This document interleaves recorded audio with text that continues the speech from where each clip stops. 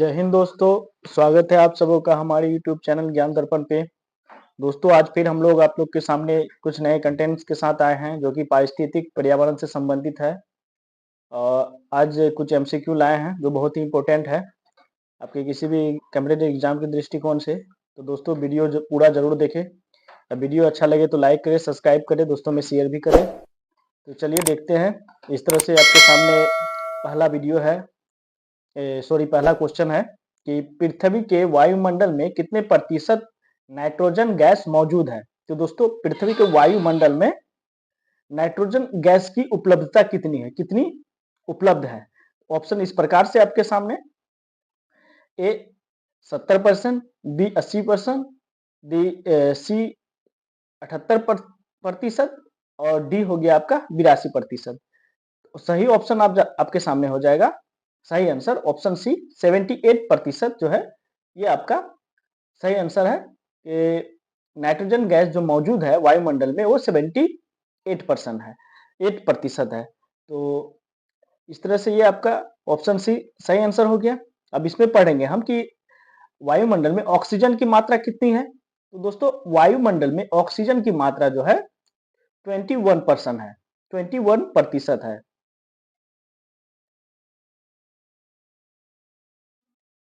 Oxygen जो है मात्र 21% है और नाइट्रोजन आपका जो है दोस्तों,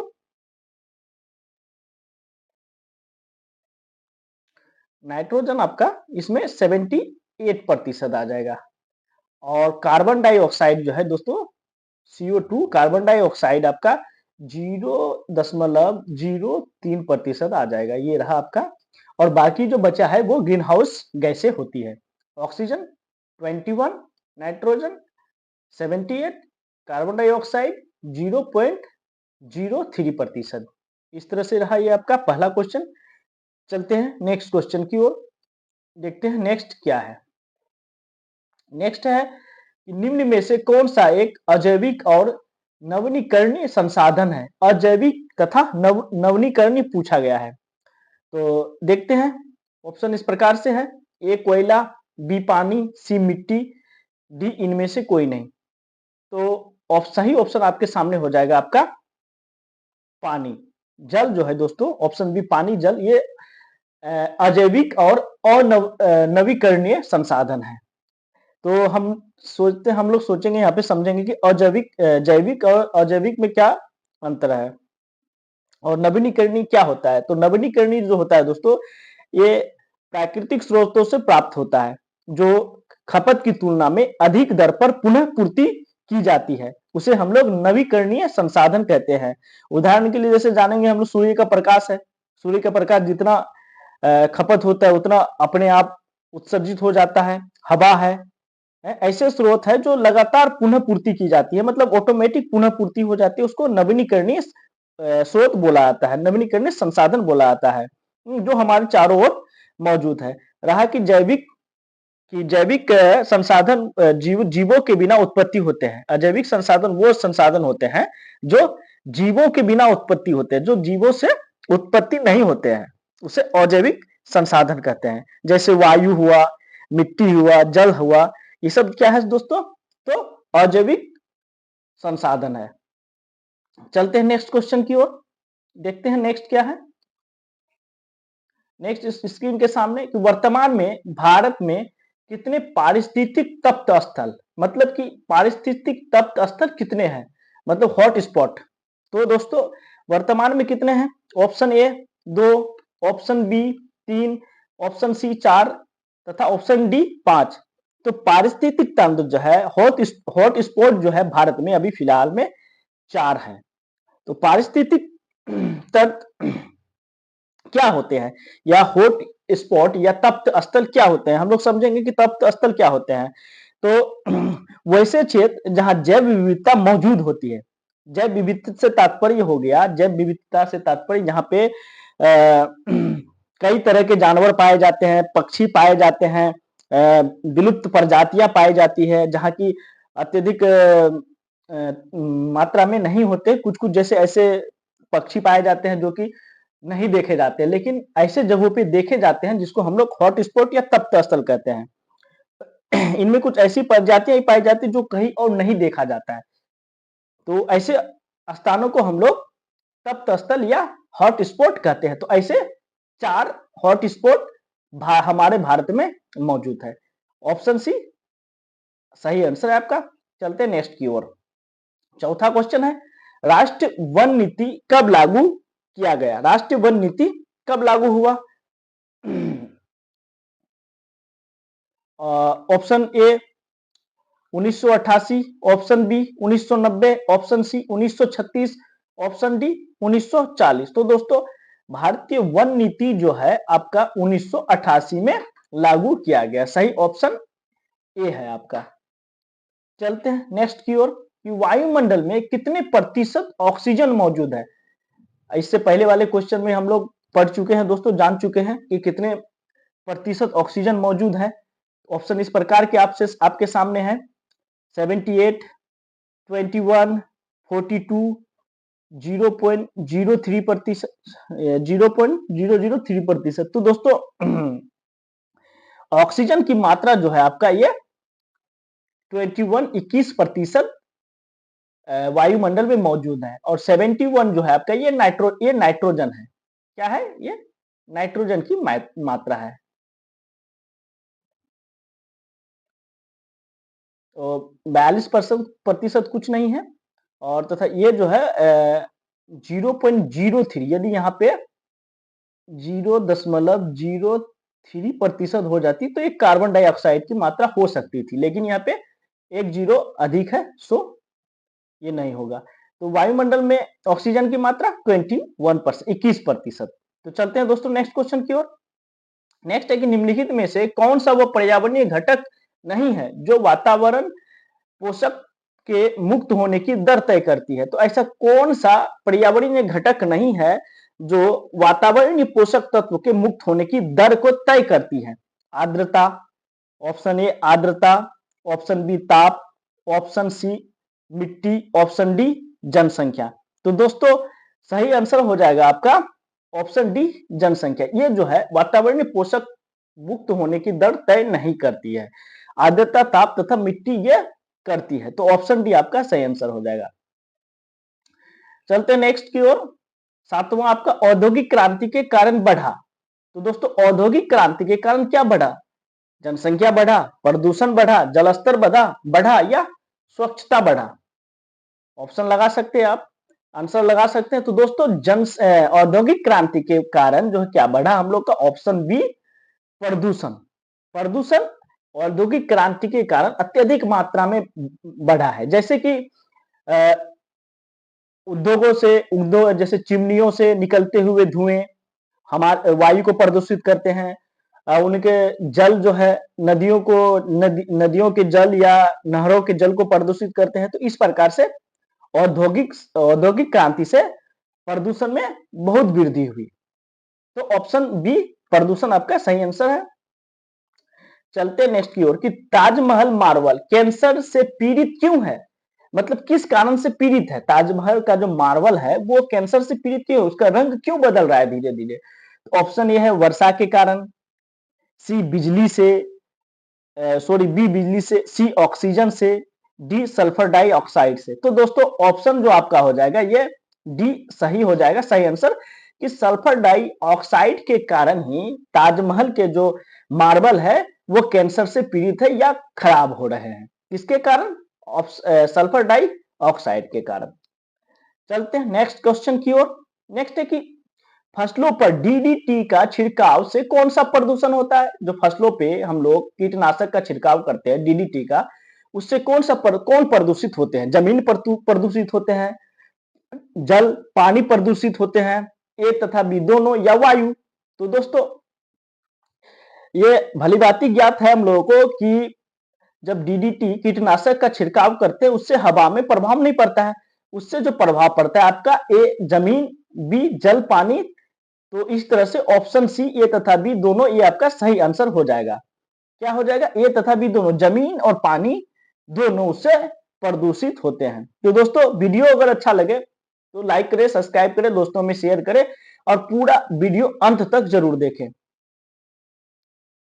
चलते हैं नेक्स्ट क्वेश्चन की ओर। 10वां क्वेश्चन है कि निम्नलिखित में से क्या खाद्य और जल प्रदूषण का कारण नहीं है? क्या खाद्यान्न जो हम लोग खाने से संबंधित चीजें हैं और जल प्रदूषण का कारण नहीं है? क्या नहीं है? खाद्य पदार्थों का अनुचित भंडारण। खाद्य पदार्थों का अनुचित भंडारण तो आपको ये खाद्य प्रदूषण का कारण हो सकता है। आवारा जानवरों द्वारा काटना। सी कारखानों से निकला रासायनिक अफवाह। ये तो है दोस्तों, ये तो जल प्रदूषण है। कारखानों से निकला रासायनिक अफवाह जो है, रासायनिक गाद जो है, रासायनिक जल जो है, वो जल प्रदूषण है। वातावरण में मौजूद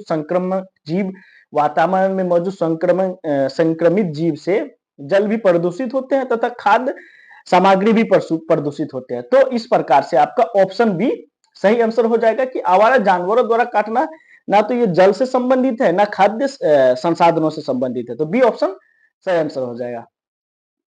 चलते हैं नेक्स्ट की ओर कि निम्नलिखित में से कौन सा एक जल प्रदूषक नहीं है? तो दोस्तों जल प्रदूषक नहीं है पूछा गया है। ऑप्शन इस प्रकार से है, ए आर्सेनिक, बी क्रोमियम, सी हिमनद, डी गाद। तो दोस्तों जल प्रदूषित नहीं होते हैं। आर्सेनिक से होते हैं, क्रोमियम से होते हैं, गाद से भी होते हैं। ये हिमनद जो है इससे नहीं होते। हिमनद का हो गया वो बर्फ का टीला जो होते हैं, जो बर्फों से पानी जम के बर्फ बन जाते हैं, उनका जो टीला होता है बड़ी मात्रा पे, उसको हिमनद बोला जाता है। तो उनसे जो है जल प्रदूषण की कोई समस्या नहीं होती है। आर्सेनिक ये रासायनिक है, क्रोमियम रासायनिक तथा गाद, इन तीनों से जो है जल प्रदूषण की समस्या उत्पन्न होती है। चलते हैं 12वां क्वेश्चन। निम्न में से किससे आने वाला गर्म पानी प्रदूषक हो सकता है? पूछा है प्रदूषक हो सकता है मतलब दूषित हो सकता है। कौन से? गर्म पानी के झरने से? क्या पानी के झरने से जो गर्म पानी आता है वो प्रदूषक हो सकते हैं? बिजली संयंत्र से जो पानी आता है वो हो सकते हैं? उद्योगों से जो पानी आता है वो हो सकते हैं? या बी तथा सी दोनों से हो सकते हैं? तो दोस्तों ऑप्शन इस प्रकार से आपका हो जाएगा, बी तथा सी। गर्म झरने से जो पानी आता है वो प्रदूषक नहीं होता है। इसमें कोई शक नहीं है कि वो साफ पानी होते हैं। हाँ, पीने लायक बशर्ते ना हो, लेकिन प्रदूषित नहीं होते, साफ होते। ये जो है आपका बिजली तथा उद्योग, इन दोनों से निकला हुआ पानी बहुत ही जहरीली तथा प्रदूषित होती है। तो ऑप्शन डी आपका सही आंसर हो जाएगा, बी तथा सी दोनों। चलते हैं नेक्स्ट की ओर। निम्नलिखित में से कौन सी एक निर्जीव वस्तु है जो पर्यावरण का निर्माण करती है? निर्जीव है तथा पर्यावरण का निर्माण करती है। तो ऐसी कौन सी वस्तु है? मछली है, मछली तो जीव है, ये निर्जीव नहीं है।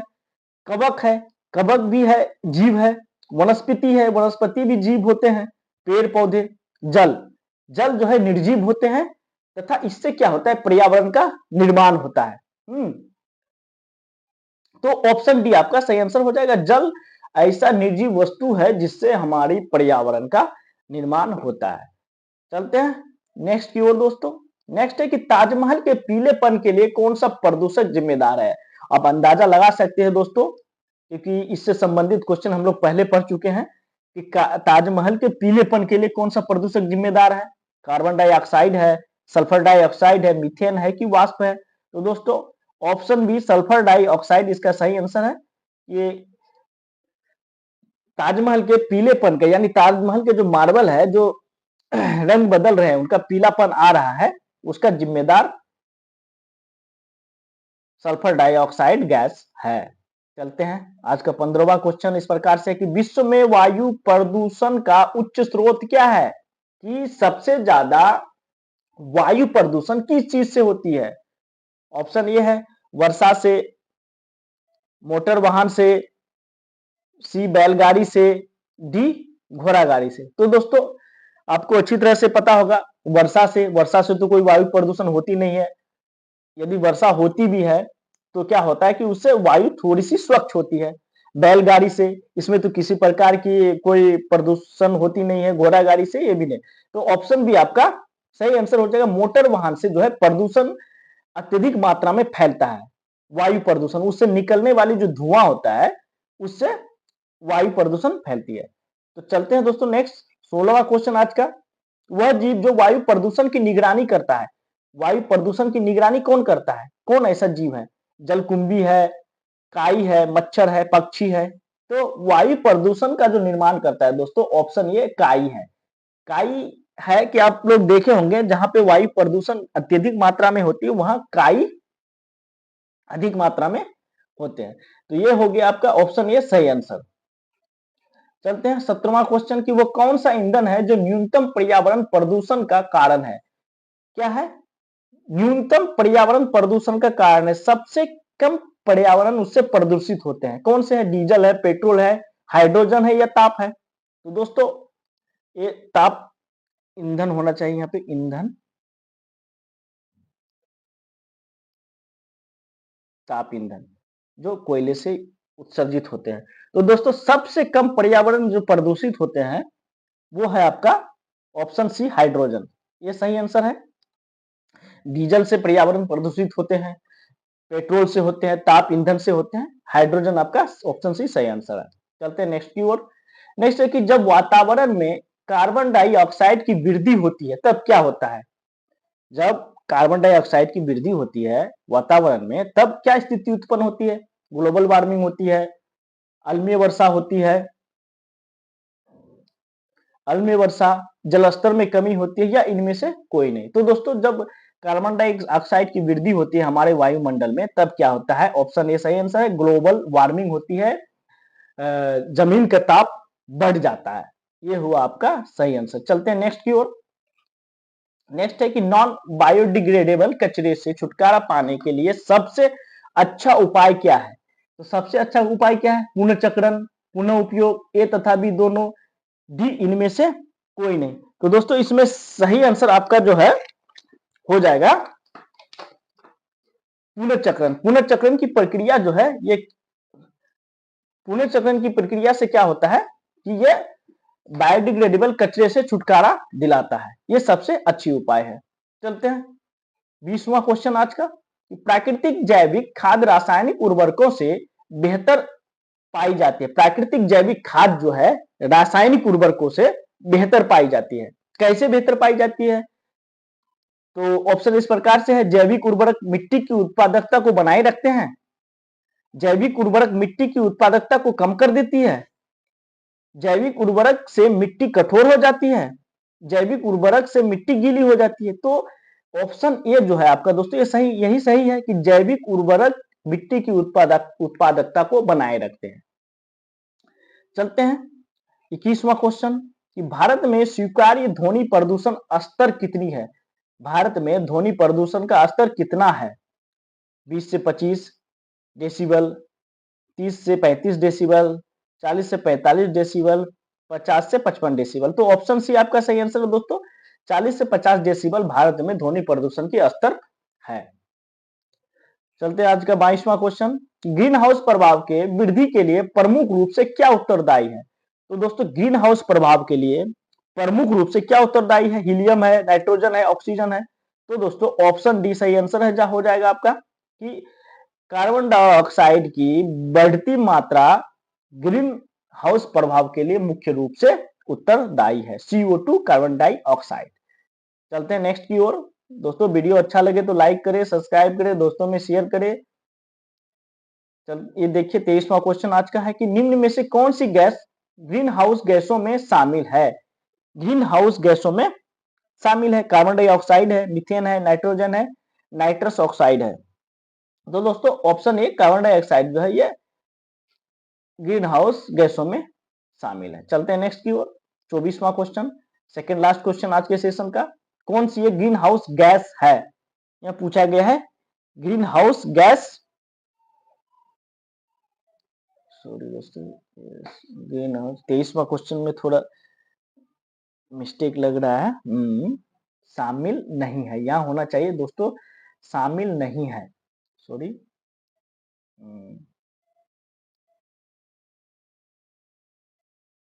कार्बन डाइऑक्साइड जो है ये शामिल नहीं है, ग्रीन हाउस गैसों में शामिल नहीं है। चलते हैं 24वां क्वेश्चन की ओर, यहाँ पे सही कर ले।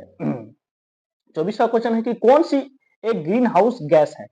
तो ग्रीन हाउस गैस इसमें हम लोग पढ़ेंगे कौन सी है। तो ये ऑप्शन कार्बन डाइऑक्साइड ही होगा। यहाँ पूछा गया है गैस ग्रीन हाउस गैस है, और इससे पहले वाले क्वेश्चन 23वां क्वेश्चन में क्या था कि नहीं है।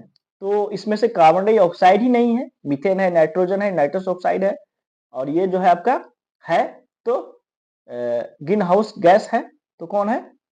कार्बन डाइऑक्साइड है। चलते हैं आज का लास्टवां 25वां क्वेश्चन की ओर।